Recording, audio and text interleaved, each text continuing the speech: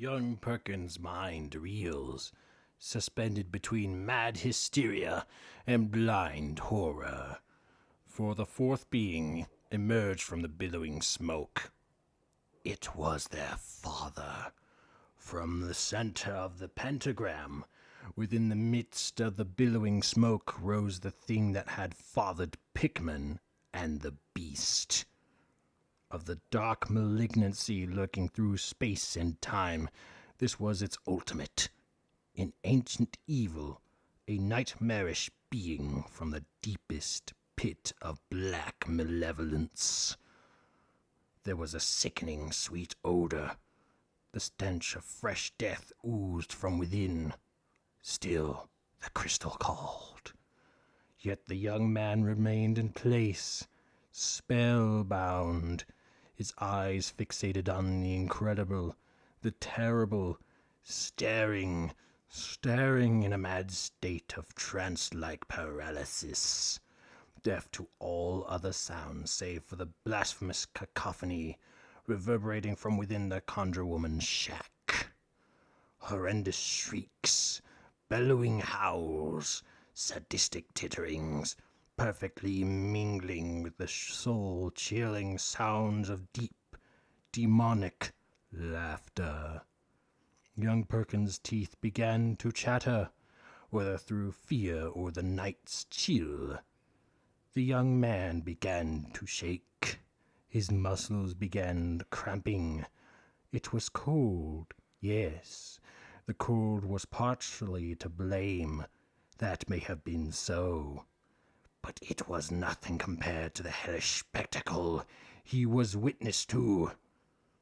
An unearthly sound, gasping breath rose up from behind. Young Perkins reflectively winced at the unnerving sound of something slowly approaching. It was closing now, coming closer and closer.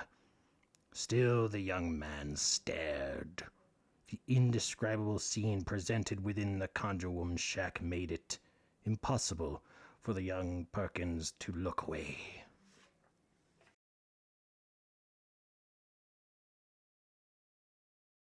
Yet the sound behind him grew even more perfect. It was louder than before. Young Perkins held his breath, closing his eyes as tightly as he could, wishing that it was all a dream, hoping that he would wake up safe and sound beneath the covers of the canopy bed, surrounded by the smiling, reassuring faces of his porcelain pals. Suddenly, the feel of cold hands gripped him. Icy fingers crawled their way up his back, only to stop at his shoulders. "Fool, your ass went on and left me." It was heaven. By some miraculous miracle, Kevin had managed to elude the blind dead. Overcome with joy, young Perkins inadvertently shouts his companion's name, gaining the attention of all. The footsteps of Mr. Pickman hurried to the window, slinging the shutters open. He stares blindly into the dark, looking for an intruder. "Damn it to hell, I see nothing." The conjure woman's voice summons him from the window.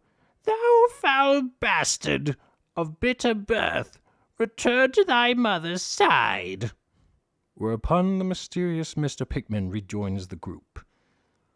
Unbeknownst to Mr. Pickman, the two young men have sought shelter in the dark hollow of the rotted barrel. "What did you see?" questions nervous Kevin. "What didn't I see?"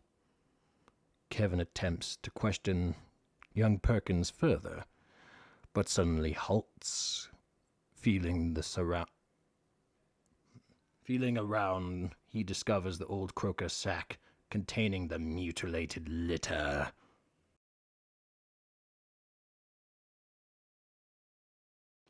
"Oh, look, somebody left a litter of kittens." Young Perkins attempts to warn his friend. I don't think you should." Before young Perkins can finish speaking, Kevin's roaming fingers suddenly discover the shocking truth. Ah! They've been blinded! His loud declarations threatened discovery, where once more the shutters swing open, the sense of fear fully into the red zone, for now keener eyes were peering through the black. It was the conjure woman herself, old Granny Hagen. She deeply inhales the night. Once more she emits the sound of sadistic teetering. Fee, fi, fo, fum. I smell the stench of death to come. Within the barrel 2 souls await. Their spying eyes have sealed their fate. With those chilling words, the old conjure woman summoned her monstrous child. Go forth and kill! Kill for the love of killing! Feed for the love of feeding! Glut thy belly on the sweet flesh of youth! Whether or not Kevin or young Perkins heard the witch's command was immaterial, for the terrified pursued were now 100 yards away and distancing. Those chilling words aided in whipping the ravenous beast into a ferocious hunger. A powerful rage sends massive muscles rippling. Claws that resembled that of a bear, ragged talons swiped cleanly away at the thick, timeless growth of ancient vines and heavy creepers. The sound of its incredible bellowing, echoing forth challenges to all, living or dead. It was seized with an animal's instinct to hunt, to kill.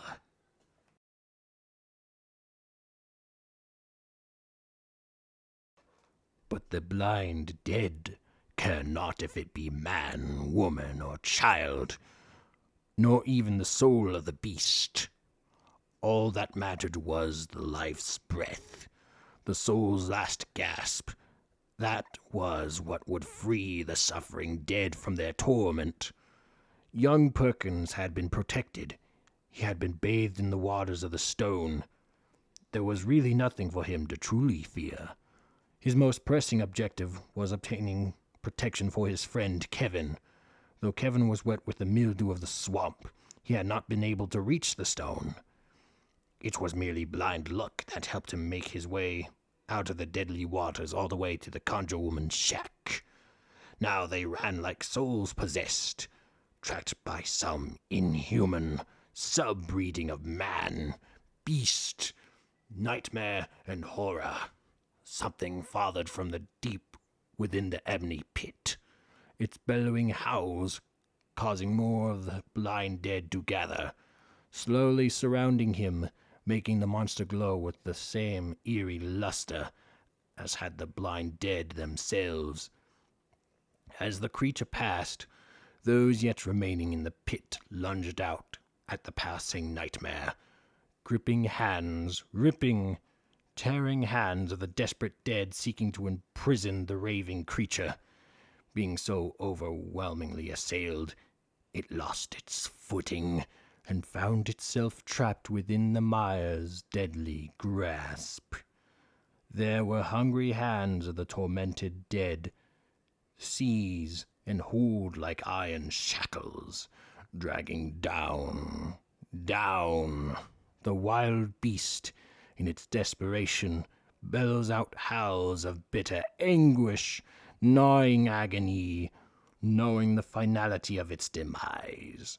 Lipless mouths, wide agape, attempted to gnaw away flesh from the desperate creature, who now found itself surrounded by a veritable cavalcade of crawling cadavers.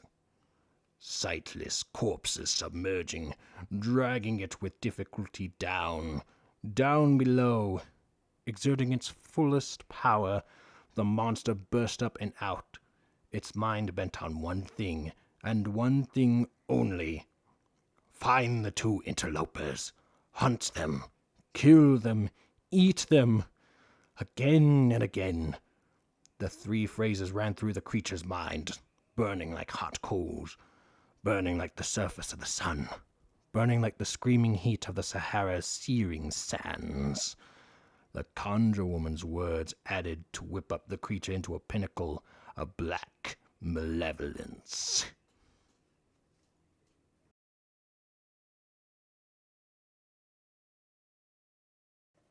In the distance, the young men could barely make out the fluorescent glow, a glow that surrounded something.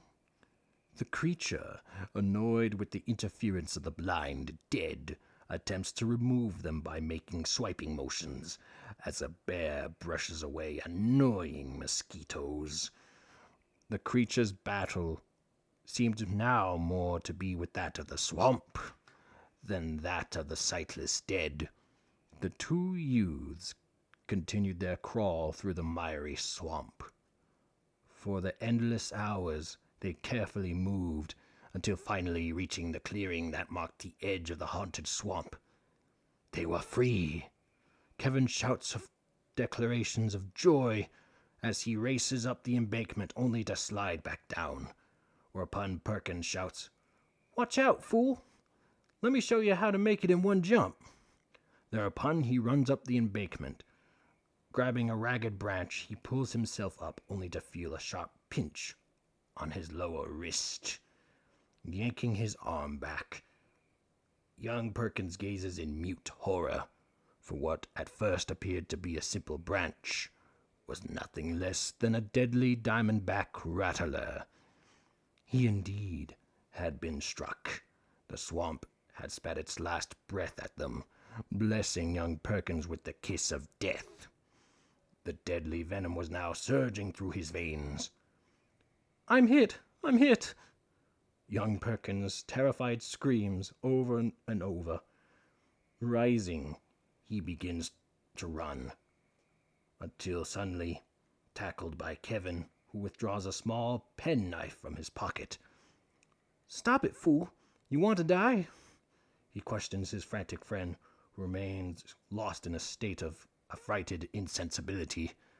Cutting deeply into the wound, he makes a criss-cross incision across the puncture. Perkins moans in pain as blood begins to freely flow. Kevin works young Perkins' wrist, forcing up blood, not into the heart, but down, out of the freely flowing wound.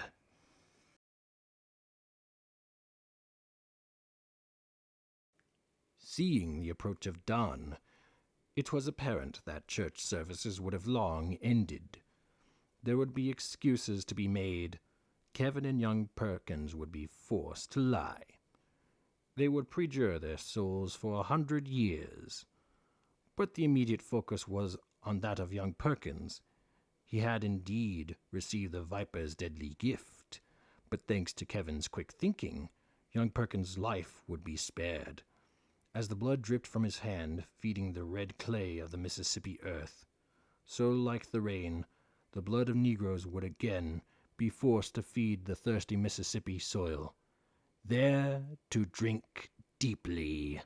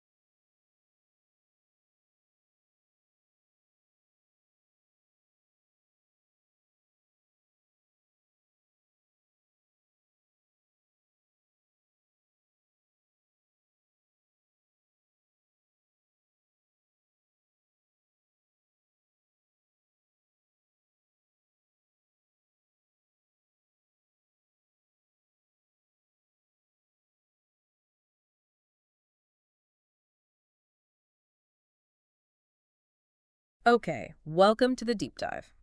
This is where we plunge headfirst into some really compelling material, sift through all the details, and pull out those crucial nuggets of knowledge and insight. Well, just for you. That's right.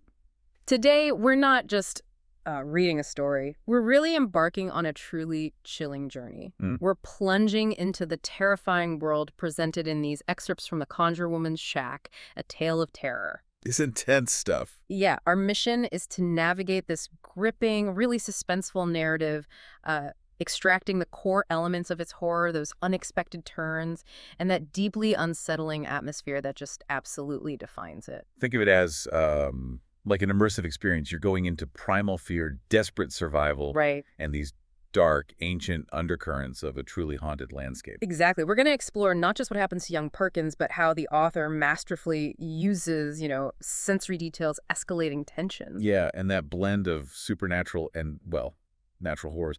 To pull you right into his nightmare. Get ready to confront ancient evils, monstrous beings, and just the relentless, unforgiving nature of a world where malevolence seems to seep from the very soil. Wow, okay, so the author really just throws us straight into the deep end here, don't they? They really do. No easing in. From the very first moments, young Perkins finds himself in this state of just sheer, unadulterated terror. It's described as suspended between mad hysteria and blind horror. What's happening inside that Conjure Woman's shack is, well, it's truly beyond comprehension. It paints this picture of cosmic, primal fear that grabs you instantly. And what's fascinating here, I think, is the immediate, full frontal reveal of the ultimate evil. That's a pretty bold choice for horror. Yeah, usually there's more buildup. Exactly. The source tells us that from the center of the pentagram, within the midst of the billowing smoke, rose the thing that had fathered Pickman and the beast. Okay, fathered Pickman. Right. So this isn't just a monster or some malevolent spirit. It's explicitly identified as the ultimate manifestation of a dark malignancy lurking through space and time. Yeah. A nightmarish being from the deepest pit of black malevolence. Wow. And crucially, that mention of Pickman immediately signals a connection to, well, a specific lineage of cosmic horror. Right. For listeners who might not know, the name Pickman often evokes that figure associated with grotesque, unsettling art, stuff that blurs the line between reality and nightmare. Precisely. It immediately ties this creature to unspeakable fundamental horrors that really transcend the immediate scene. That's such a powerful anchor then. So this isn't just a monster of the week kind of thing. Not at all. The immediate reveal of this ultimate evil, directly linked to figures like Pickman, it establishes that core tenet of cosmic horror, right? That terrifying idea that evil isn't just some external force you can fight. Right, it's ancient, it's intrinsic, maybe even connected to the protagonist's own world in this deeply unsettling, inescapable way, a personal way. Absolutely. And the author doesn't just describe this vision, they completely immerse you in it, with every single sense. It almost forces you into Perkins' skin. You can practically feel the air growing heavy and foul around him. There's a sickening sweet odor described specifically as the stench of fresh death, just oozing from the shack. And the sounds, a blasphemous cacophony reverberating from within. We get horrendous shrieks, bellowing howls, and sadistic titterings, perfectly mingling with the soul-chilling sounds of deep demonic laughter. Sense of assault. Totally. Young Perkins is utterly spellbound, staring in a state of trance-like paralysis, unable to look away despite the growing dread and just the sheer impossibility of what he's seeing. It's a full-on multi-sensory attack on his reality. That's a fantastic point about the sensory assault. It almost sounds like the author is trying to overwhelm Perkins's very mind before his body can even react. Do you think that's part of the intent? To break down his perception of reality itself? Oh, definitely. To show how truly alien and consuming this evil is. Absolutely. I mean, this isn't just descriptive prose. It's a masterclass in sensory manipulation. That's a signature of effective atmospheric horror. Right. By overwhelming Perkins with such specific vile scents and that cacophony of unnatural sounds, the author bypasses, intellectual resistance and triggers primal visceral fear. Yeah. It's designed to make you, the listener, feel as trapped and assaulted as Perkins himself. It demonstrates how environmental horror can be used to erode a character's sanity and, by extension, the reader's. And that detail about his teeth chattering? Yes. Whether through fear or through the night's chill, and his muscles cramping, it highlights the immediate physical manifestation of his terror. It blurs the lines. It blurs the lines between the supernatural dread of the spectacle and the primal, visceral fear of just the cold night. His inability to look away, even though he wishes it was all a dream. That's terrifying in itself. It perfectly encapsulates the horrifying allure of forbidden knowledge. It's a psychological trap as much as a physical one. Okay, so Perkins is caught in this absolute paralysis, facing a horror beyond comprehension. Then a glimmer of something. Well, something truly miraculous breaks through the A madness. little bit of hope. Yeah, just when you think he's utterly alone, cold hands grip him from behind, and he hears a voice cut through the madness. "Fool, yo ass went on and left me." Kevin. It's Kevin. By some miraculous miracle, Kevin had managed to elude the blind dead. This moment offers this brief but really intense surge of relief, like a gasp of fresh air. Yeah, in an otherwise suffocating scene. But knowing this story, I have a feeling that relief is going to be incredibly short-lived. You're probably right. That brief respite is, quickly shattered. This introduction of Kevin provides a momentary breath of relief, but ironically, it immediately heightens the stakes in a different way. How so? Well, Kevin's survival from what the text calls the blind dead, that implies a different kind of danger he's just faced, right? Oh, right. It hints that this isn't the only pervasive threat in this terrifying world. It sort of broadens the scope of malevolence. But then, Perkins's joyous shout, upon recognizing Kevin, inadvertently gets Mr. Pickman's attention. Oh, no. Yeah, his footsteps hurry to the window. Pickman slings open the shutters to peer into the dark, looking for an intruder, though the source says he sees nothing. Ooh, close call. Very close. This brief interaction shows just how easily their presence could be discovered, turns a moment of joy into immediate peril. And Mr. Pickman is then summoned back by the conjure woman's chilling voice. I mean, "Thou foul bastard of bitter birth, return to thy mother's side." Chilling is right. He rejoins the group inside the shack, totally oblivious to the fact that Perkins and Kevin have found this temporary hiding spot in the dark hollow of the rotted barrel outside. A precarious refuge. Very. It offers only this thin veil of protection, but what's fascinating here is that almost domestic, albeit terrifying, interaction between the conjure woman and Pickman. Yeah, it suggests this twisted family dynamic at the heart of this ancient evil, doesn't it? It really does. Precisely. And the barrel, well, it offers only temporary respite, a momentary lull before the storm. It's a classic horror setup, trapped in a confined space. And a new discovery. Exactly. Kevin, described as nervous, begins to feel around inside their cramped hiding place and makes a horrifying discovery. An old croaker sack containing the mutilated litter. Oh, God. Perkins tries to warn him. He sort of utters an interrupted, I don't think you... Before Kevin's roaming fingers quickly find the shocking truth. What is it? They've been blinded. Oh, the litter. Blinded. This detail about the mutilated litter is incredibly significant. It's a brutal, visceral clue that grounds the cosmic, abstract horror we saw with the rising thing. It makes it tangible. Yes, intangible, specific acts of cruelty. It's not just ancient evil, it's the depraved, active evil that commits specific atrocities. It reveals the antagonist's utter malevolence in a very personal, chilling way. Foreshadows the violence yet to come. And Kevin's loud declaration, they've been blinded, threatens discovery once more. Right. Absolutely. This time, keener eyes were peering through the black. It's the conjure woman herself, old Granny Hagen. Oh, her. She deeply inhales the night, almost tasting their presence, the text says, and emits that sadistic tittering again. Gives me chills. And delivers this truly chilling pronouncement that directly addresses them. Fee, fi, fo, I smell the stench of death to come. Within the barrel, two souls await. Their spying eyes have sealed their fate. Wow. Talk about a direct threat. She knows exactly where they are and what she intends for them. It's such a classic, almost fairy tale-like rhyme. Yeah, but twisted. Utterly terrifying. That rhyme, with its old nursery rhyme cadence, actually makes it more chilling, I think. Yeah, how so? It's a subversion of innocence. Right. It makes the threat feel ancient and inevitable, almost woven into the fabric of childhood fears. She's not just detecting them, she's pronouncing a sentence, sealing their fate. Okay, so with those chilling words, old Granny Hagen doesn't just threaten, she unleashes her monstrous child. Right. With a command that leaves absolutely no room for doubt about its purpose. Go forth and kill for the love of killing, feed for the love of feeding, glut thy belly on the sweet flesh of youth. Pure malice. Young Perkins and Kevin don't even need to hear the full command. Their terror just drives them. They're already 100 yards away and running, desperately trying to put distance between themselves and that horrifying voice. It's pure primal instinct to flee. Totally. And this command, It directly reveals the nature of the creature and its terrifying purpose. Yep. It's not just a monster. It's a pure engine of destruction and consumption, Driven by hunger. driven by an insatiable primal hunger for death and flesh.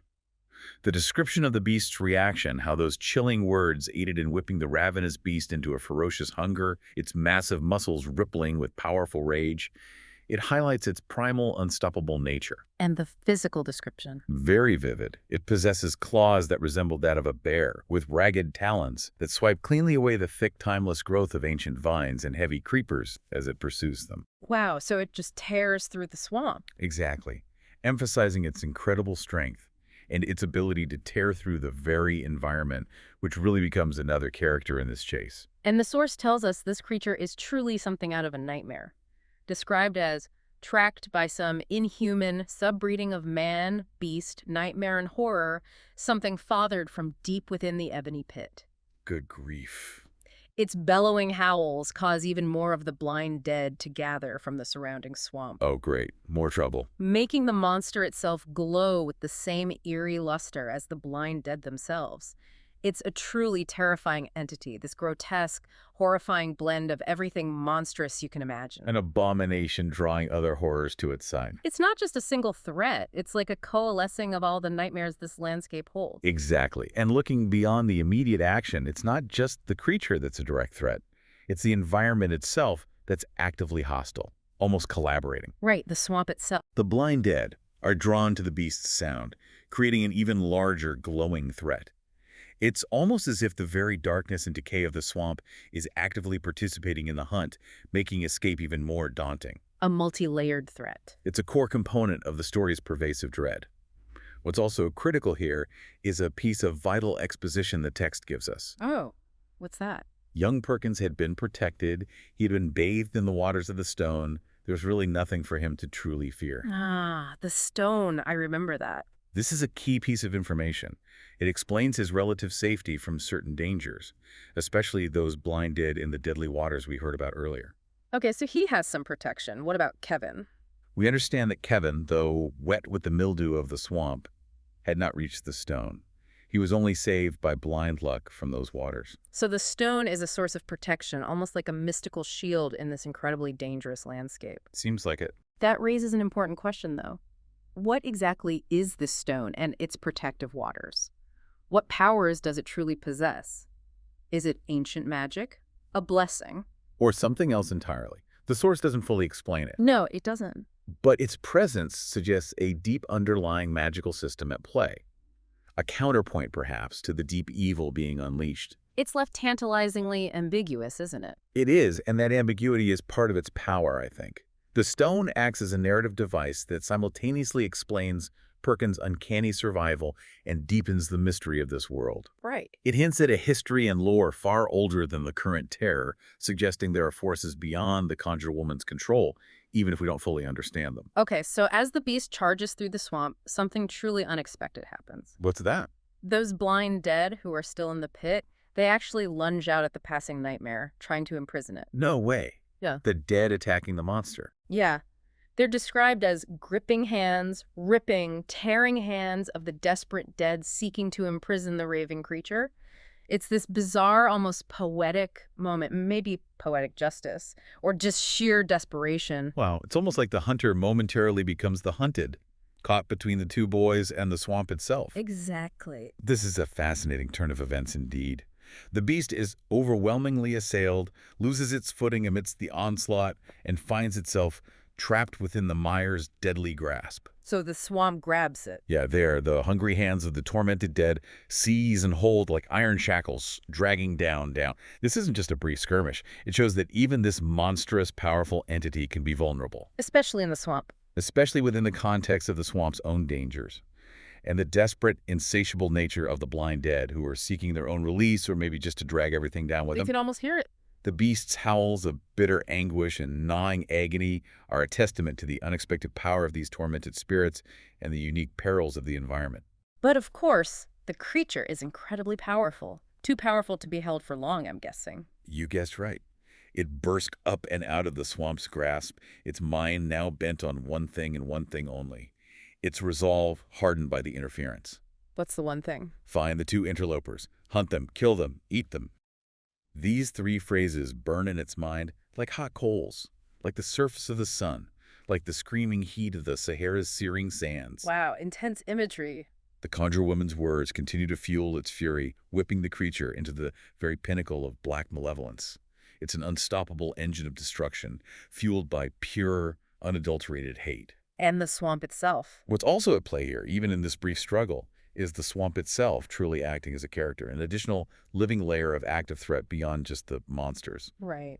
The creature, annoyed with the interference of the blind dead, swiped at them as a bear brushes away annoying mosquitoes. Its battle for a moment seemed more to be with that of the swamp than that of the sightless dead. That really highlights the relentless, multifaceted danger the youths face. Exactly. Not just from the directly summoned monsters, but from the environment itself, which is this living, breathing, hostile entity with its own dangers and challenges. It's a reminder that sometimes nature itself can be as terrifying as any supernatural horror. Absolutely. So the two youths, Perkins and Kevin, they continue this agonizing crawl through the miry swamp for what feels like endless hours. You can feel their sheer will to survive. Just pushing through. Finally, they reach the clearing, the very edge of the haunted swamp, and for a fleeting moment, they believe they're free. Ah, that moment. Kevin, overjoyed, shouts his declarations of freedom and races up the embankment, only to slide back down. The treacherous ground just gives way beneath him. Oh, that classic moment of pure elation, immediately dashed. Exactly. That moment of perceived triumph is such a classic horror device. It's immediately undercut to reflect the relentless and unforgiving nature of their entire ordeal. It reinforces that escape is never easy here. No, danger lurks even at the perceived edge of safety. Young Perkins, seeing Kevin struggle, shouts, "Watch out, fool! Let me show you how to make it in one jump!" In his eagerness to demonstrate. I have a bad feeling about this. He grabs what he thinks is a ragged branch to pull himself up and out of the swamp's grasp. A branch. It's a moment of false security, reminding us the danger isn't truly past until it's past. And here comes the swamp's one last cruel twist, one final agonizing breath. Don't tell me. What Perkins thought was a simple branch, a literal means of escape, was nothing less than a deadly diamondback rattler. Oh no, he grabbed a snake. He grabbed a snake. He's been struck. The source states hauntingly that the swamp had spat its last breath at them, blessing young Perkins with the kiss of death. That's brutal. He screams, I'm hit, rising in a state of terror and running frantically, the venom already surging through his veins. What a horrifying irony, right? To survive cosmic evil, only to be taken down by a mundane creature. A snake. This raises an important question for us, and for the characters too. After surviving such profound supernatural horrors, the ultimate evil, a monstrous pursuit, the blind dead, how do you contend with the very real biological threat of the natural world? A diamondback rattler. It's a stark reminder that danger isn't always otherworldly or demonic. Sometimes the most immediate threat is a very tangible, mundane creature. But Kevin's quick thinking here is absolutely critical. What does he do? He tackles Perkins, withdraws a small penknife from his pocket, and asks, "Stop it, fool. You want to die." Direct. He then makes a crisscross incision across the puncture, and through sheer determination, forces the blood not up into the heart, but down out of the freely flowing wound. Wow. Basic first aid under extreme pressure. It's this practical, desperate, and immediate act that saves Perkins' life, pulling him back from the brink of certain death by venom. It's a powerful moment of human ingenuity and loyalty amidst all the chaos. The immediate focus, of course, is on Perkins' survival, thanks to Kevin's quick thinking and decisive action. But as dawn approaches, a more mundane yet still significant concern settles over them. It actually provides this moment of dark humor after the cosmic horror they've just endured. Oh yeah, what's that? They realize they'll have to lie to perjure their souls for 100 years about missing church services. That's for all that, they're worried about missing church. It grounds their terrifying experience in this very real human consequence, doesn't it? Makes their monstrous encounter almost secondary to the social implications in their world. Okay, so our deep dive into the Conjure Woman's shack doesn't just end with their escape. It ends on this really powerful and profoundly unsettling image. It shifts from the immediate terror to a much broader, more somber reflection. How does it end? The source tells us. As the blood dripped from his hand, feeding the red clay of the Mississippi earth, so, like the rain, the blood of the Negroes would again be forced to feed the thirsty Mississippi soil, there to drink deeply. Wow, that's heavy. Yeah. That final statement really shifts the narrative, doesn't it? From individual survival and immediate horror to this broader, stark commentary that resonates with a much deeper historical weight. It powerfully connects the immediate visceral pain of Puckin's injury, the blood he sheds, to this historical, almost cyclical imagery of sacrifice and suffering. Like the land itself remembers. Exactly. The text draws this profound, if unsettling, parallel between the life-giving rain and the blood of an entire people, both nourishing the soil. It's a moment that asks us to consider the deeper, often hidden histories embedded within the land itself. And the continuous price paid. The continuous price paid for sustenance and survival in both literal and symbolic terms. This provides a very profound, almost mythical conclusion to the immediate horror. It extends its reach far beyond the individual experience of Perkins and Kevin to touch on a communal historical trauma. It elevates the story. It elevates the story from a simple horror tale to something much more resonant. Absolutely. What an intense journey through the Conjure Woman's tracks. Seriously. We've witnessed ancient evils, relentless pursuits through a living, hostile environment, and the brutal, often terrifying efficiency of raw survival instincts, both supernatural and human. Yeah. It's a story that truly makes you feel the chilling cold, hear that demonic cacophony, and taste the fear. Leaves you breathless right alongside Perkins and Kevin, wondering what else could possibly be lurking in those shadows. Indeed. This deep dive really shows us how a narrative can layer horrors, from the cosmic and demonic down to the visceral and environmental, Right. and then ground them in a powerful, historical, and deeply resonant final image. It's a reminder that terror can come in many forms. Sometimes it's a monstrous entity, Sometimes it's a venomous snake. and sometimes it's in the echoes of a people's history. Yeah. The story suggests, I think, that the most profound terror is often the one that echoes through time and place, shaping the very land and the lives lived upon it. So as you reflect on Perkins and Kevin's harrowing escape, the swamp's final poignant curse, and that powerful closing image, maybe consider this. What's that? What kind of indelible mark do such nightmarish experiences, whether they're supernatural or historical, leave? Not just on the landscape itself, but on the souls that navigate its depths. That's a deep thought. How do the whispered legends and the very soil beneath our feet hold the memories of terror and survival, just waiting for the next deep dive to uncover them?